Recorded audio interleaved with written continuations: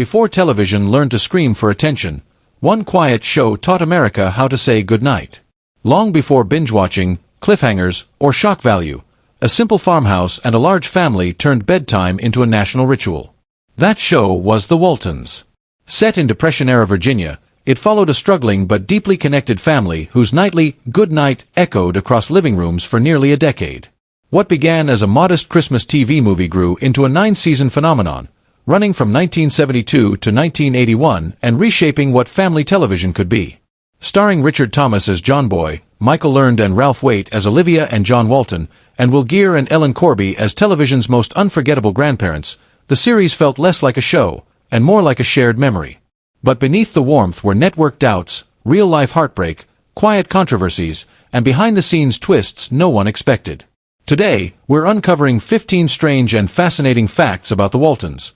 The show executives expected to fail, but audiences refused to let go. CBS expected it to die.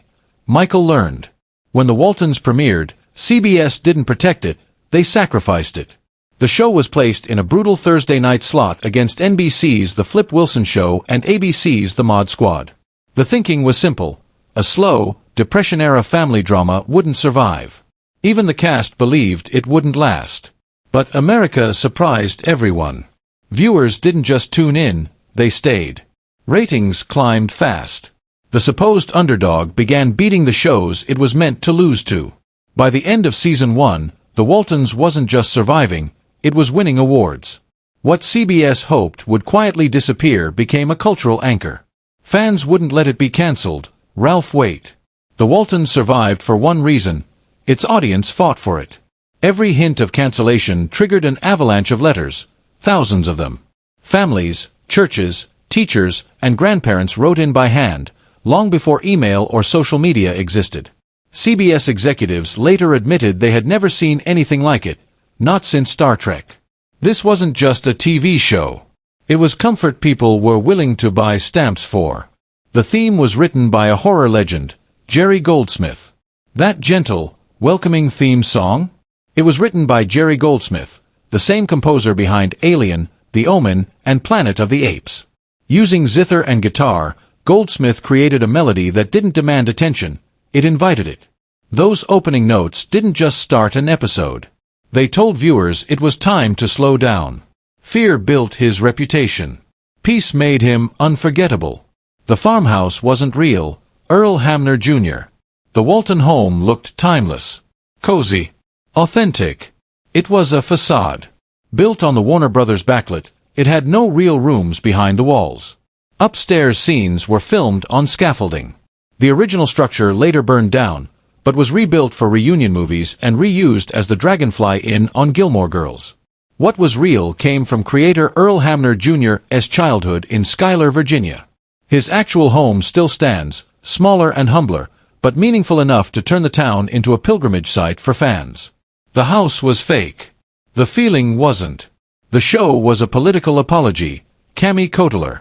The Waltons existed because Congress was angry. In the early 1970s, lawmakers criticized TV for violence and moral decay. Networks were pressured to clean things up. CBS responded with a safe show about family, respect, and restraint, fully expecting audiences to reject it. Cammy Cotler later revealed the truth. CBS assumed they could tell Congress, "See? America doesn't want this." They were wrong. John Ritter was a reverend first. Before Three's Company, John Ritter played Reverend Matthew Fordwick. He appeared in 18 episodes, quiet, thoughtful, and perfectly at home on Walton's Mountain. Then he left for comedy, trading sermons for slapstick. Reverend Fordwick faded out. Jack Tripper arrived. A career changed course, but it started here. Real grief became the story. Geer. When Geer, who played Grandpa, died in 1978, the show didn't hide it. Season 7 opened with Grandpa's death. The family mourned. The tears were real. When Ellen Corby suffered a stroke, the writers didn't recast her, they wrote her recovery into the story. The Waltons didn't escape real life. It faced it head-on. Why John Walton felt so real? Ralph Waite. John Walton never shouted. He didn't have to. Ralph Waite was an ordained minister, a social worker, and a man shaped by real loss. Years before the show, he lost his 9-year-old daughter to leukemia. That grief lived quietly in his performance, in the restraint, the patience, the gentleness. He wasn't acting like a good father. He understood one. Waite later ran for Congress 3 times in California. He never won, but he always showed up. That same integrity carried onto the screen. Ralph Waite wasn't acting decency. He was decency. So let me ask you, who was your favorite Walton? The kids who never really left. Most long-running TV casts scatter once the final episode airs. New jobs, new lives, maybe a reunion decades later that feels awkward and forced.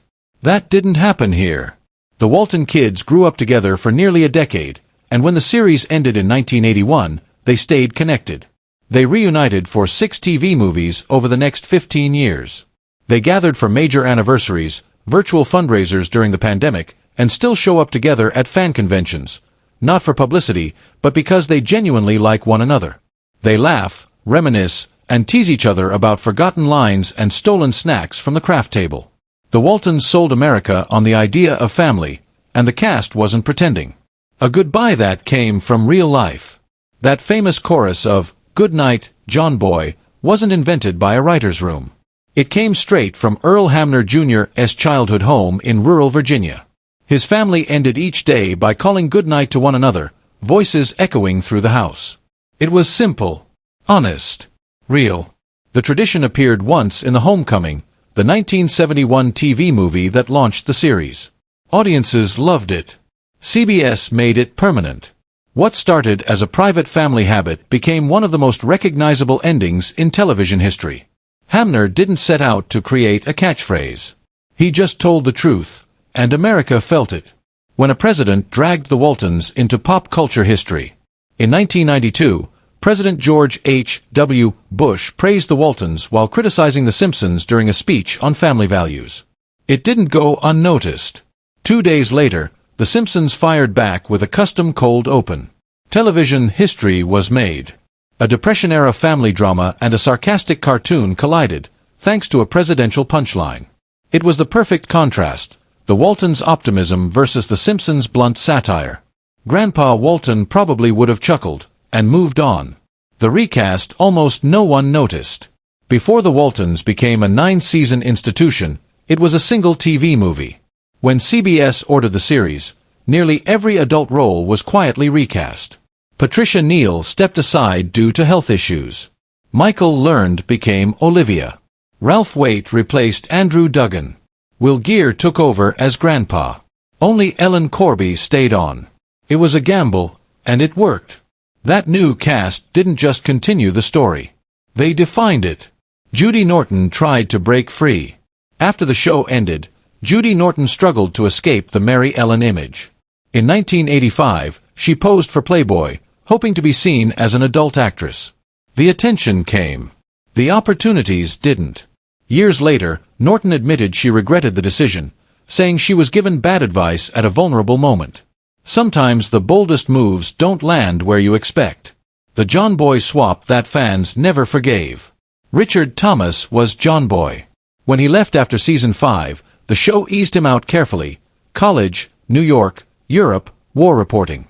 His presence lingered through letters, phone calls, and narration. Then season 8 arrived, and so did a new John Boy. Fans rejected it instantly. Even Michael Learned left the show, uncomfortable with the recast.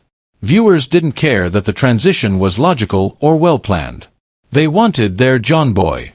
When Richard Thomas returned for the reunion movies, it finally felt right again. Grandma Walton's secret wild side. On screen, Grandma Walton was gentle and soft-spoken. Off-screen, Ellen Corby was sharp-tongued, fearless, and fiercely experienced. She rewrote scripts. She challenged producers.